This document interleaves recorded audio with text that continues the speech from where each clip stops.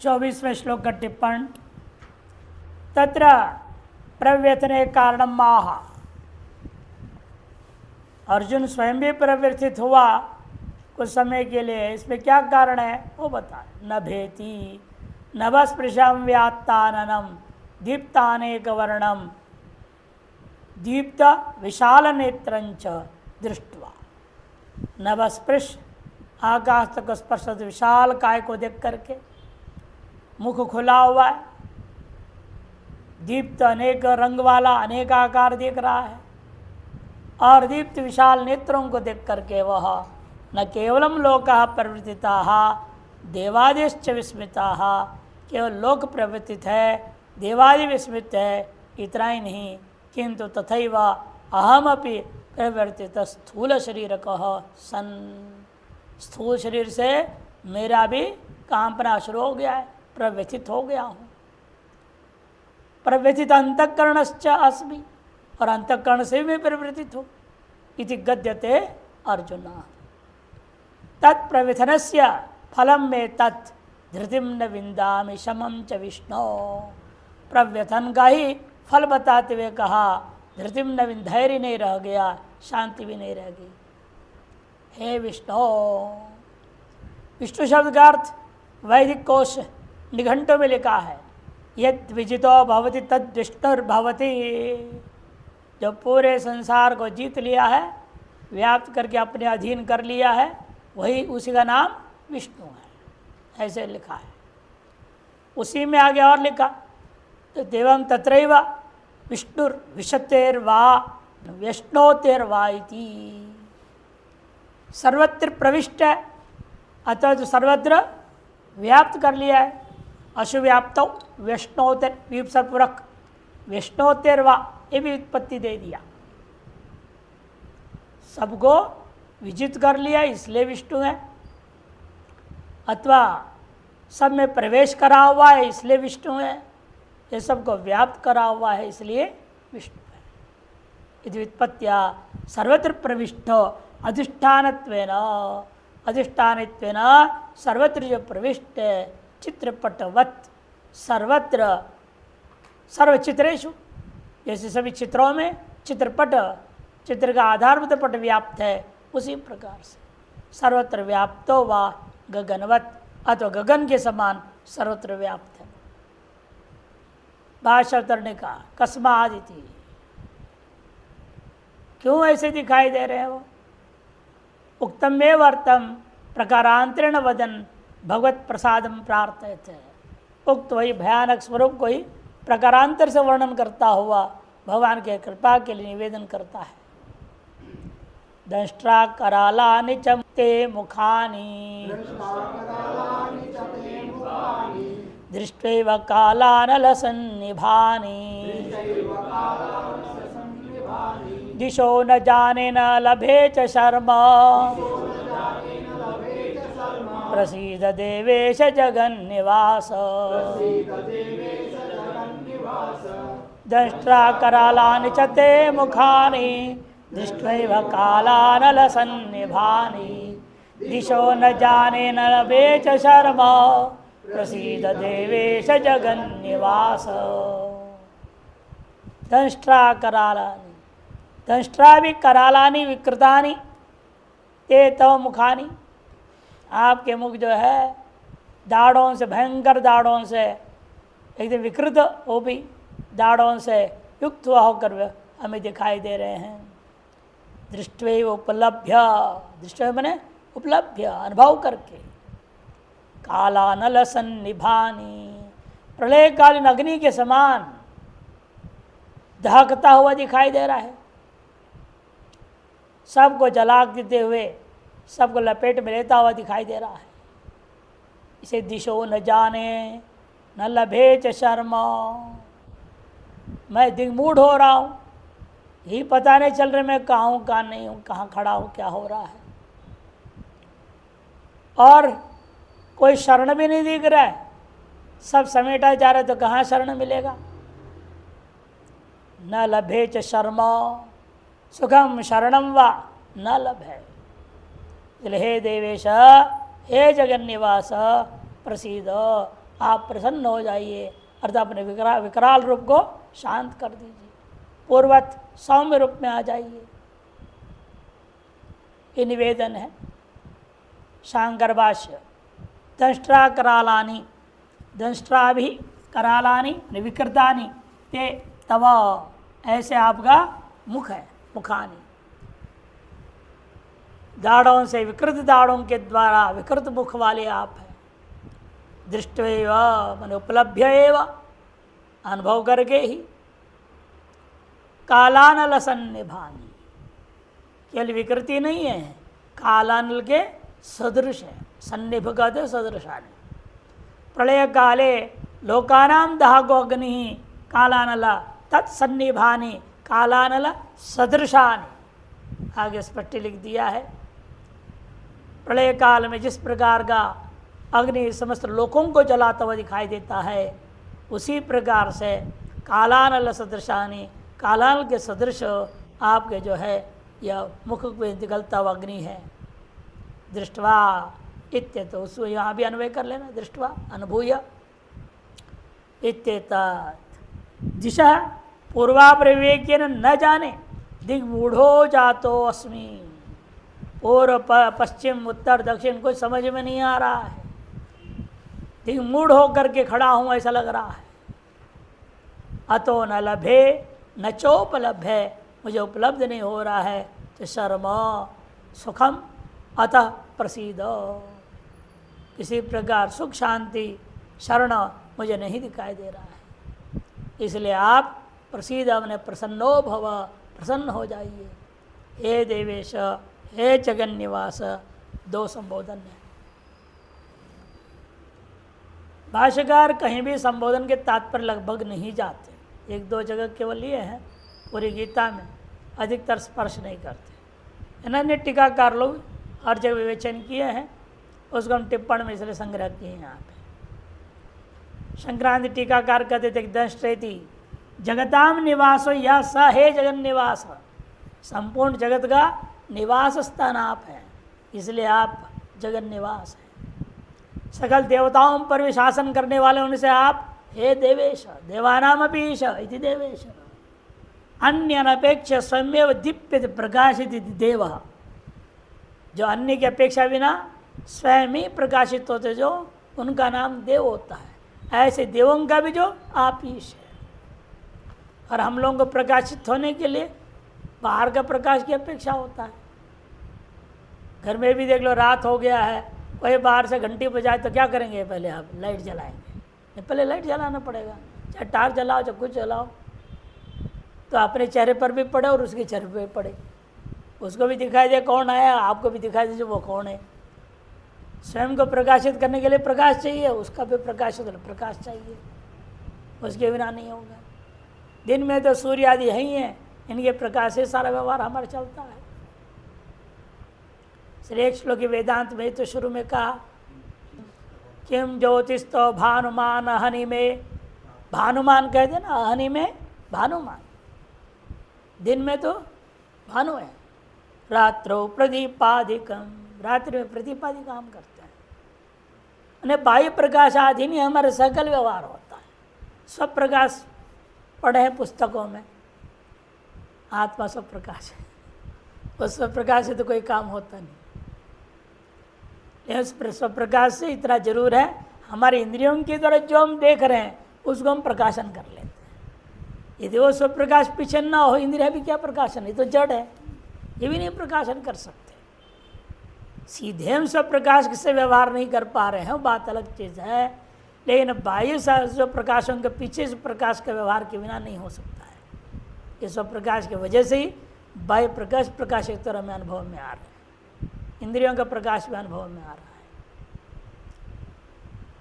बस सीधा अनुभव करना चाह रहे, इसे तो वेदांत में लगे हुए हैं। लगे रहो, वेदांती हो जाओगे तो वेदांत आ जाएगा, नहीं तो 32 दांत गिरने पड़ेंगे ना, तब धीरे धीरे वेदांत पचेंगे। 32वां दांत आता है ना, तब क्या बोलते लोग, ज्ञान दांत आ गया। अब हम कहते नहीं, ज्ञान दांत नहीं आया, अज्ञान दांत मजबूत हो गया। जब 32 दांत गिर जाएंगे तब ज्ञान दांत होगा।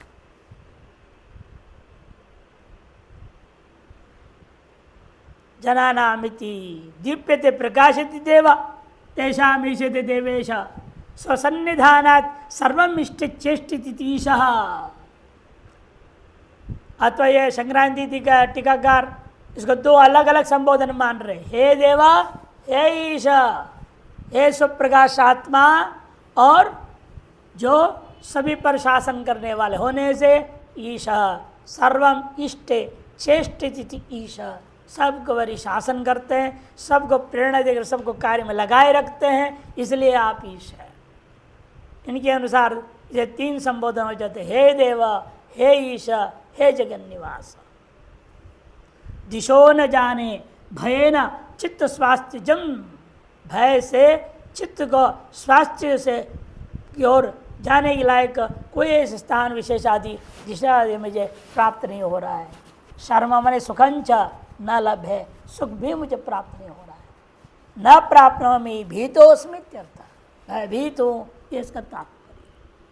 प्रसीद प्रसन्नो भव, शिष्टम स्पष्टम, शेष शब्दार्थ स्पष्ट होने से बोलते नहीं।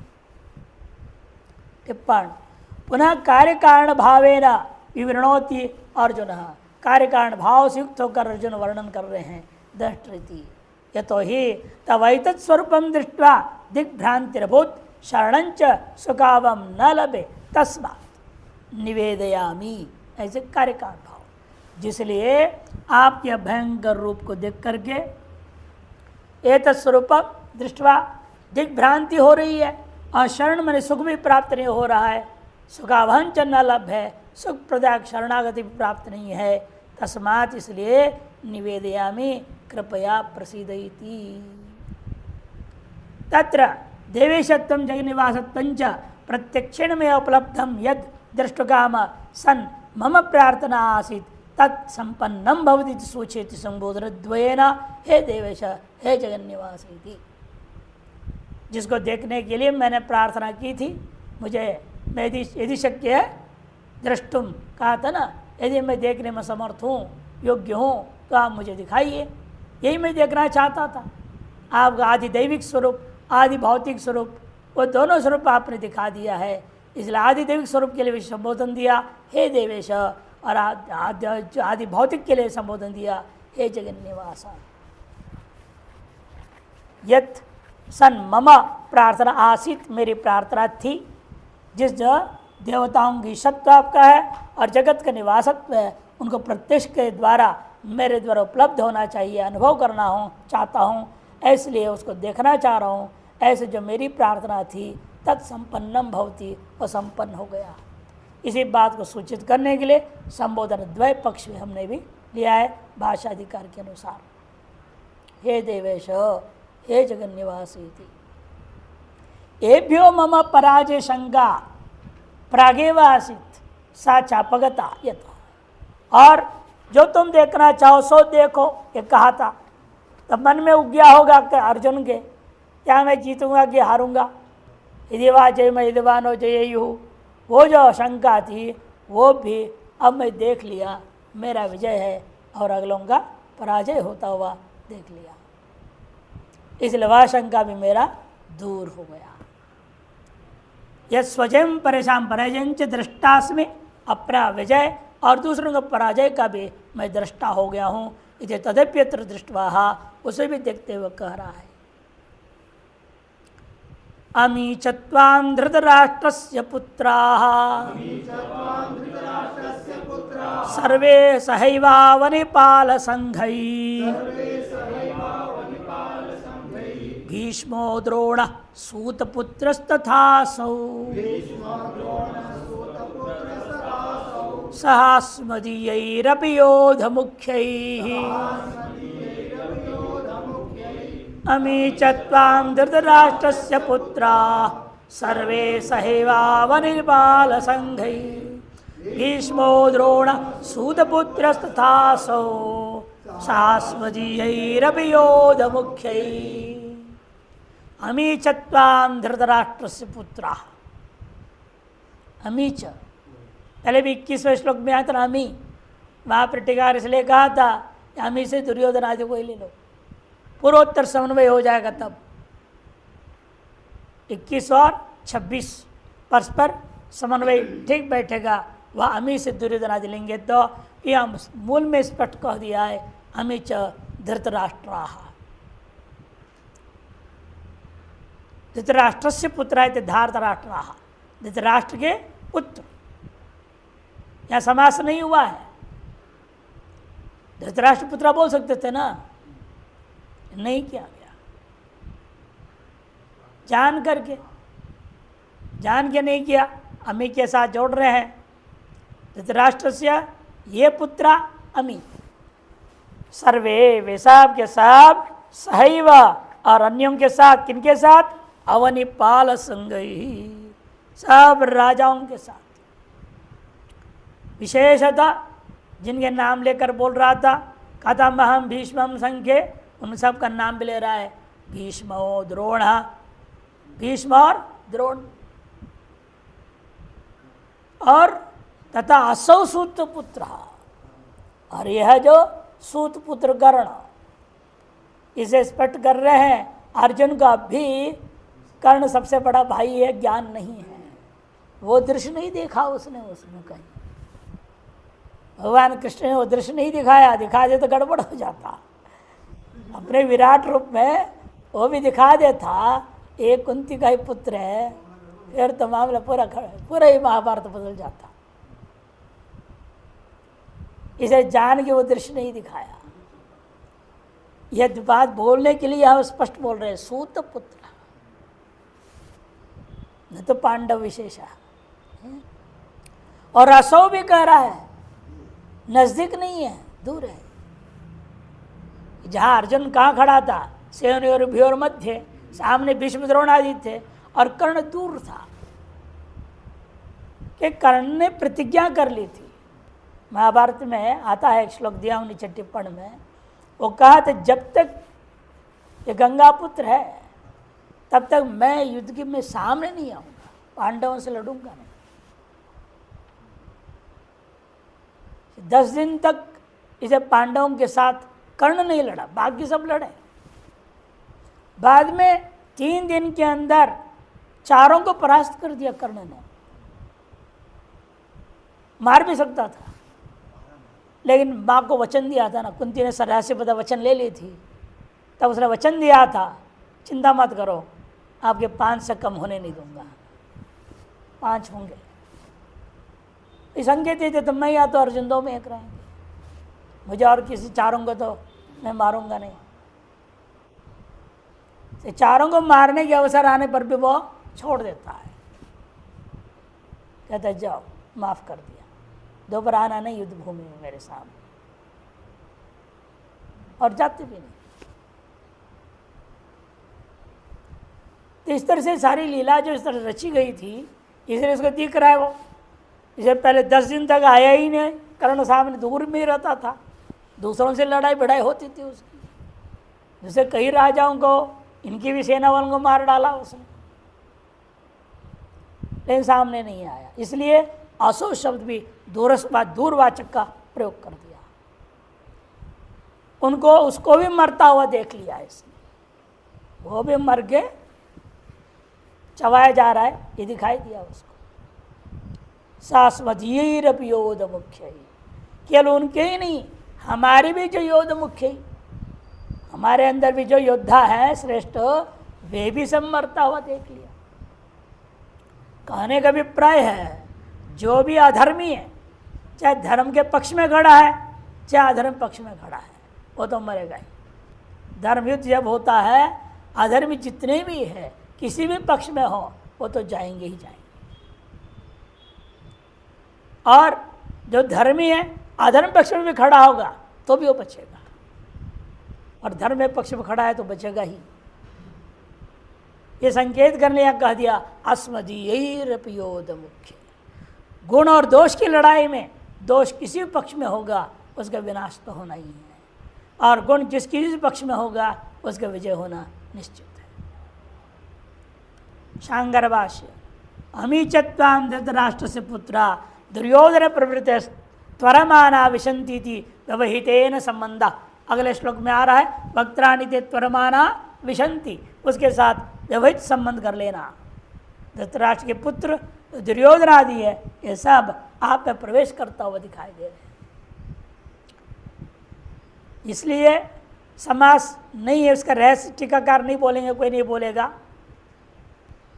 लेकिन वास्तविकता यह है। धृतराष्ट्र शब्द का अर्थ क्या है? शुरू में बताया हूं, धृतराष्ट्रवाच से शुरू हुआ है भगवद गीता। राशते प्रकाशते, राज हाँ राश धातु है, दीप्तौ, राजरी दीप्तौ है ना, राशते या राजते प्रकाशते येन इति राष्ट्र, जिसके द्वारा सारा शरीर प्रकाशित हो रहा है उसका नाम है राष्ट्र, वह है आत्मा। धृतम राष्ट्रो येन, धारित कर लिया गया है आत्मा को जिसके द्वारा, ऐसे आत्मविष्ट शरीर को ही हम धृतराष्ट्र कहते हैं। अर्थात ये केवल धृतराष्ट्र से पुत्रा, शरीर से पुत्रा एवं, न तो अमृत से पुत्रा। दोनों में अंतर है ना। ऋग्वेद में मंत्र आते, भो अमृत से पुत्रा उत्तिष्ठ। अरे आप अमृत के पुत्र हो, आपने आपको जो अमुक का बेटा अमुक का बेटी, क्या तो पागल हो रखा है। श्रुति जगाते हुए आपको कहती है आप जो है इन आदमियों के पुत्र नहीं हो, पुत्री नहीं हो, तुम साक्षात अमृत ब्रह्म के ही पुत्र हो। एक नदी का नाम ही ब्रह्मपुत्र नदी है। तुम साक्षात भो अमृत पुत्रा कहा वहां पर, आप अमृत के पुत्र हैं। और ये कैसे हैं? शरीर के पुत्र हैं, इसे इनको तो मरना पक्का है। जो अमृत के पुत्र है, न जायते म्रियते व कदाचिन कहा गया, वो कभी जन्मने वाला नहीं, मरने वाला नहीं। इसे समास नहीं किया, ये बताने के लिए तुम ये केवल शरीर से पैदा किए गए लोग हैं, इसलिए सब मरे मरे जा रहे हैं। मैं मरूंगा नहीं, अर्जुन संकेत कर रहा है कि मुझे तो ज्ञान कर दिया ना आपने, न जायते मृत्य वदा कदाचिन, मैं तो अमर पुत्र, अमृत पुत्र, मैं तो मरूंगा नहीं, ये पक्का हो गया है। और ये शरीर से पैदा हुआ है, इनको तो मरना ही है, आज नहीं तो कल। यह रहस्य को प्रकट करने के लिए समास नहीं किया गया, ये बता रहे। देखिए भाष्य में, दुर्योधन प्रवृत्ति स्वरमाणा विशंति वेतर संबंध, सर्वे सहैव संहता एव, साथ साथ ही सबके सब, अन्य कौन? अवनिपाल संघेर, अवनिम मने पृथ्वी, पालयंती थे अवनिपाला, अनेक राजा लोग, तेषाम संघई, उनके समूह के सहित सब के सब मर रहे हैं।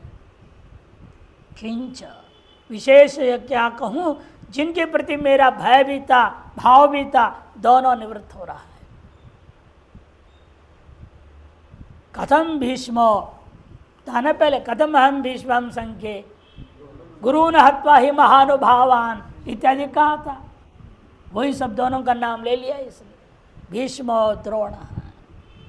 और विशेष भय एक और है, वहाँ तो दोनों में भाव थी, मेरे ज्येष्ठ श्रेष्ठ उनको कैसे मारूं, भय था तो कर्ण का था, वो भी गया। सूत पुत्र कर्ण तथा असौ सह अस्मदीरपि दृष्टद्युम्न प्रभृतिवीर, उनके साथ हमारे भी लोग, हमारे भी कौन? दृष्टद्युम्न आदि, प्रथम सेनापति से लेकर सब के सब, और भी योद्ध मुख्य, योधाना मुख्य, योद्धाओं में मुख्य है, प्रधान है, उनके सहित सब के सब ये धृतराष्ट्र पुत्र मरता हुआ देख रहा हूं। अमिचेति चतुर्भी, 4 श्लोकों के द्वारा बात कहेगा। चकार से सर्वपदे ने संबंध, चकार के सर्व के साथ संबंध, सर्वेच्छ ऐसा ले जाओ वहां। अमी पुरोदृश्यमाना धृतराष्ट्रपुत्रा दुर्योधनादि सर्वे च अवनिपाल संघई सहैवत्वात्वां विशंति, सामने दिखाई देते हुए धृतराष्ट्र के जो पुत्र है दुर्योधनादि, सभी के सभी उनके सहित सर्वे च कौन? अवनिपाल संघई सहैवत्वा त्वाम विशंति, सब के सब आपके मुख में, अगले श्लोक में विशंति है, उसके साथ जोड़ देना है विशंति। कैसे प्रवेश कर रहे हैं? अगले श्लोक त्वरमाना, जल्दबाजी, मैं पहले करके पहले मरने में भी इनकी जो प्रतिस्पर्धा चल रही है।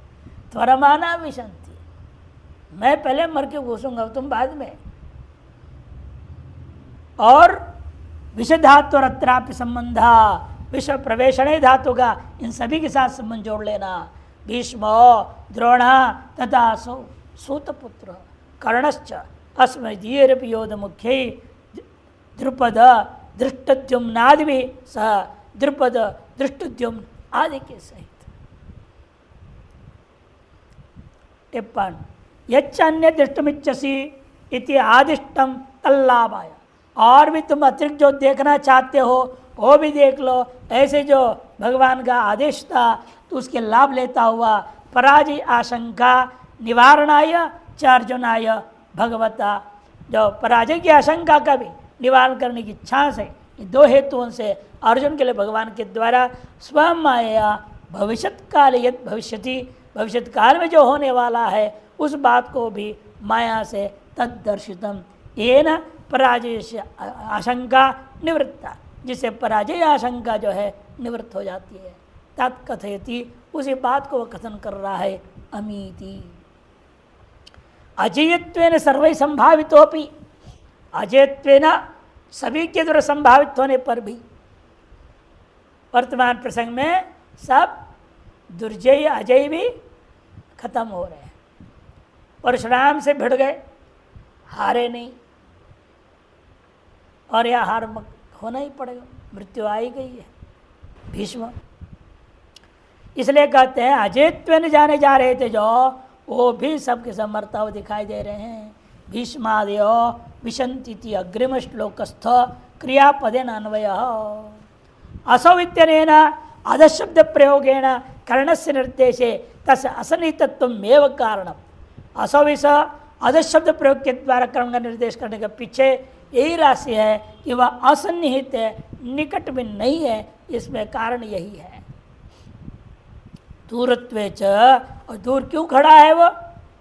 नाहं जीवति गांगेये योत्स्य राजन कथंचन, महाभारत में कहता है वो, नाहं जीवति गांगेये, गंगा पुत्र यह भीष्म जब तक जीवित है तब तक मैं अग्र श्रेणी में आकर के युद्ध नहीं लड़ूंगा।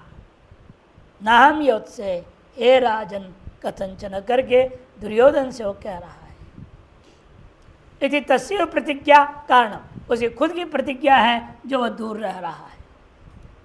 तस्मिन् द्वेषातिशयत्वा, अतः यूं कहो कर्ण के प्रति अर्जुन में द्वेष का अतिशय है, द्वेषातिशय के कारण से उसको निकृष्टता मान करके दूरत्व ने कथन कर दिया। अथवा असवित्यने न जयद्रथ व दुर्योधनो व लक्षित इति केचित, कुछ लोग कहते नहीं असौ शब्द से, कुछ लोग का कहना है जयद्रथ को कह रहे, जिसके कारण से सारा खेल बदला है ना। जयद्रथ के कारण से तो बिगड़ा। मुख्य जो है हत्यारा कौन था अभिमन्यु का? जयद्रथ था। इसलिए कसम खा लिया सूर्यास्त के अंदर अगले मैं मारूंगा उसको, और मारना भी असंभव था। ऐसे खोपड़ी जमीन में गिरता, जो मारने वाले का खोपड़ी कट जाता। उसे भी कितनी खेल रचनी पड़ी। उसकी खोपड़ी सीधा उसके बाप की जहाँ बैठे थे तब करते हुए उनके गोदी में जाके गिर गया, जमीन में नहीं गिरा।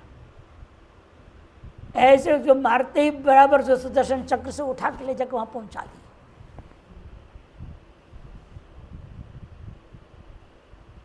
कितने भगवान को लीला करनी पड़ी है, और लोग सुनने वाला कहेगा अन्याय कर रहे हैं भगवान। अरे धर्म की रक्षा के लिए कुछ भी करना पड़ेगा।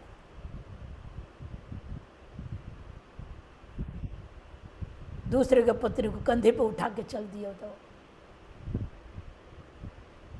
ऐसे काम किए। ते त्वरमाना विशंति पर ले जा रहे, इसलिए कह रहे हैं दुर्योधन वा लक्षित, कुछ लोग कह रहे हैं, ऐसे व्याख्या कर रहे हैं असौ शब्द का, जयद्रथ को ले रहे हैं अथवा दुर्योधन को ले रहे हैं। सास्मदेरित्युक्त्या ज्ञापयति, हमारे भी लोग बड़े बड़े राजा लोग हमारे समर्थन में वो भी सब मर रहे हैं। यह उक्ति के द्वारा ज्ञापित कर रहा है दोषा यत्र कुत्रापि सन्ति धर्म पक्षे वा अधर्म पक्षे वा ते सर्वे विनश्यन्त्येव। दोष चाहे अधर्म पक्ष में हो चाहे धर्म पक्ष में छिपे पड़े हो वहाँ भी मरेंगे ही वो। अपने बचाव के लिए कई बार क्या होता है, बदमाश भी बड़े भगत बन के आ जाएगा, छिप जाएगा ना, शत्रु घर में छिप जाते हैं। अब क्या करें मजबूरी में, लेकिन वे अधर्मी है तो अधर्मी, दोषवान है तो दोषवान है, कहीं भी छिप जाए उनको छोड़ने वाला नहीं। धर्म का चक्र जब चलता है उसकी मौत निश्चित है, कहीं जाके छिप ले वो। इसलिए दोष कुत्रापि यत्र कुत्रापि संति, जहाँ कहीं भी हो, चाहे धर्म पक्ष में खड़ा हो चाहे अधर्म पक्ष में खड़ा हो, ते सर्वे विनश्यन्ति व, वे सब के सब विनाश को प्राप्त होंगे ही। गुणानां विजयो भवत्येव, और गुण का ही सदा विजय होता है, दोष का कभी विजय नहीं होता। भाष्य अवतरणी का किंच इतना ही बोल रहे हैं, संग्राम जी कोई अवतरण का नहीं दे रहे, उन्हें सीधे कह दे। आगे 4 श्लोकों में एक ही बात कहा जा रहा है। वक्त्राणि ते त्वरमाणा विशन्ति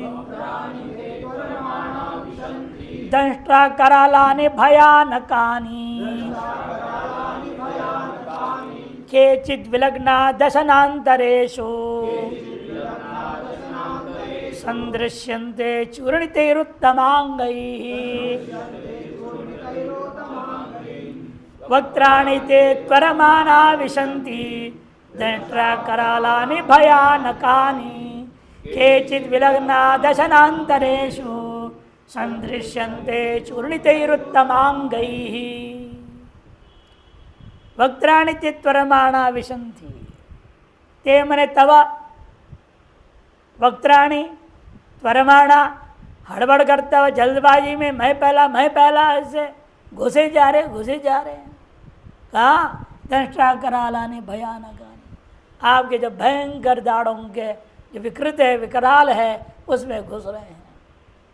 उनमें भी केचिद विलग्ना दशनांतरेषु, उस विराट शरीर के दांतों के बीच में लगता है थोड़ा थोड़ा गैप रहा है थोड़ा दूरी रही होगी, उसके बीच में फंस रहे हैं। जैसे हम लोगों को होता है कईयों के, हाँ, दांत दूर होते हैं, उसके बीच में फंस जाता है।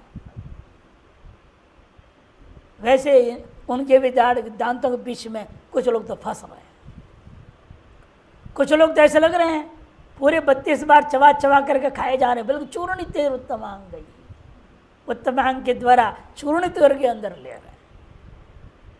ये सब का यही हाल है। इसलिए आप जब उल्टी होता है तो मालूम होता है आपने भोजन कैसे किया है। यदि आपने ढंग से भोजन किए होते तो कैसे निकलेगा वो, आटे का घोल जैसे निकलना चाहिए, लेकिन निकलता नहीं। कहीं सब्जी भी निकल रहा है, दाने चावल भी निकल रहे, कुछ निकल रहे, टूटे फूटे निकल रहे, दाल भी निकल रहे, माने आपने बिना चवा ही अंदर डाल दिए थे। कुछ जो चबा के डाले वो पेट जैसे निकल जाता है, पतला। वही हम लोगों के जो विराट में तो वही हम लोगों का हाल आज भी है। बिना चबाए कुछ सीधे अंदर घुलुम कर देते हैं, कुछ आधे चबा के करते हैं, कुछ पूरे ही चूर्ण बना करके अंदर डाल देते हैं। विराट पुरुष के संस्कार हम लोगों के अंदर सब में है आज भी, इसलिए वैसे खाते हैं हम लोग। इसलिए वो लोग कहते हैं, बांग्ला में क्या बोलते हैं, जोल खाबेन, है ना, जल खाओ बोलते हैं। रोटी पियो, रोटी को पीना चाहिए, जल को खाना चाहिए अरे जल खाना चाहिए का मतलब ये है कि उसको धीमी धीमी लो। एक गड़ पीते, दक्षिण के लोग सब ऐसे पीते हैं, उठा के दर दर दर दर। एक जग पानी पीना हो तो उठा गड़ पी जाते, इसलिए जल्दी बीमार होते हैं। पानी को धीमी धीमी पीना चाहिए ताकि पानी के हर घुट जो अंदर जा रहा है उसके यहाँ जो सलाइवा निकलता है वो मिल के जाना चाहिए, यहाँ के रस जो सार निकल रहे हैं उनके साथ जाना चाहिए, तभी वो अंदर जाके पचाने में सहयोगी देगा। नहीं तो क्या करेगा, सीधा अंदर गया सीधा बाहर निकलेगा, कुछ फायदा नहीं उसका, कि सार के साथ गया नहीं। भोजन को इतनी चबाओ पानी जैसे बना के अंदर लो, पूरी चूर्ण बना करके लो। इसे 32 बार एक कौली जो लिया 32 बार चाहो उसे पहले अंदर घुसने नहीं देना उसको। इसे ग्राइंडर में चलते रहनी चाहिए, जैसे आप ग्राइंडर मशीन में चलाते रहते हैं ना, स्लो रख करके चलाते हैं ना, गुटर चलते रहता है। या आपने देखा होगा जो इडली के आटा पीसने वाला मशीन होता है ना, देखा है ना, वो ऑन करके छोड़ देते, 40 मिनट चलते रहेगा चलते रहेगा चलते रहेगा चलते रहेगा, घुटर तब जाके ढंग का पेस्ट बनता है। अब आज जो रेडीमेड मिक्स ला के कर देते, झंझट खत्म है। लेकिन उस तरह से बनाए हुए चीज़ का स्वाद अलग होता है और ये स्वाद हो नहीं आ सकता है। उस तरह से पीस के रखेंगे, अगले दिन सवेरे उसको पकाएंगे, रात भर में उसको फूलने देते हैं, उसकी स्वाद अलग है, वो इसमें नहीं हो सकता है। ये चूर्णी तैर उत्तमांग ही 32 बार आयुर्वेद में लिखा है, 32 बार चबा के पूर्णतः अच्छे से अंदर ही अंदर घुमाओ घुमाओ घुमाओ, इधर उधर इधर, पूरे तरल हो जाए पदार्थ, ठोस पदार्थ तरल पदार्थ जैसे हो जाए, तब स्वाहा अंदर जाना चाहिए। तब तक क्या करें, मंत्र पाठ करते रहो, गीता पाठ कर, गीता पाठ मन से करते रहना, करते चबाते रहना। तो कंठस्थ कराया जाता, किस लिए कंठस्थ करा रहे, लोगों को सुना के लिए थोड़ी है, ऐसे कामों में काम आ जाता है, इसलिए। चूर्णितेरुत्तमांगई शांगर भाष्य वक्त्राणि मुखानि ते मने तव मुखानि त्वरमाणा त्वरायुक्ता संतो विशंति, त्वरा शीघ्रता से युक्त होकर के प्रवेश कर रहे हैं। किम विशिष्टानि मुखानि, मुख कैसे हैं, पूर्व में भी कहा गया, अभी भी कह रहे, कई बार कह दिए, दंट्रा करालिनी मैंने भयानकानि भयंकराणि इत्यर्थ। किंच केचिन मुखानि प्रविष्टानां मध्ये, मुख में प्रविष्ट लोगों में से कुछ लोग विलग्ना दशनांतरेषु दंतांतरेषु मांस भक्षितम सुदृश्यन्ते, भक्षित मांस जिसे दांतों के बीच फंसा हुआ दिखाई देता हो, वैसे ही ये फंसे हुए दिखाई दे रहे हैं, उपलभ्यन्ते। और अन्य चूर्णितेर चूर्णीकृतिर उत्तमांग ही शिरोभिः, अब उत्तमांग सिर है, उसके अंदर जो दाढ़ है उनके द्वारा चूर्णीकृत है कुछ अन्य लोग, इस प्रकार से। संक्रांति टीका वक्त्राणि थी त्वरमाणा संत भयानकानि भयंकराणि दृष्टा कराला ते वक्त्राणि विशंति प्रविशंति इत्यर्थः, स्पष्ट है। तत्र केचित योद्ध मुख्याः, कुछ योद्धा मुख्य प्रधान लोग जो है चूर्णीकृत उत्तमांग ही शिरोभिर उपलक्षिता संतो, सिर से उपलक्षित उन दांतों के द्वारा दशनांतरेषु दंत विवरेषु संदृश्यन्ते, कुछ फंसे हुए दिख रहे, कुछ चूर्ण होता हुआ दिखाई दे रहे हैं। टिप्पण संदृश्यन्ते सम्यक संदेहेन असंदेहेन मया उपलभ्यन्ते, संदृश्यन्ते कहने का मतलब यही है, मेरे द्वारा जो है सम्यक प्रकार से असंदेहेन मया उपलभ्यन्ते इत्यर्थः। इसलिए उपसर्ग जोड़ के बोल दिया, पहले दृष्टवा दृष्टवा बोल रहा था, या संदृश्यन्ते कह दिया। भक्षित मांसम इव केचित् लग्ना केचित् वा 30 वारं शर्वितान्नम इव चूर्णिताः, उत्तमांगैः शिरोभिः लक्षणया दंष्ट्रावृत्ति गम्यते, उक्तंच पूर्वार्धे दंष्ट्राकरालानि भयानकानि वक्त्राणि विशन्ति।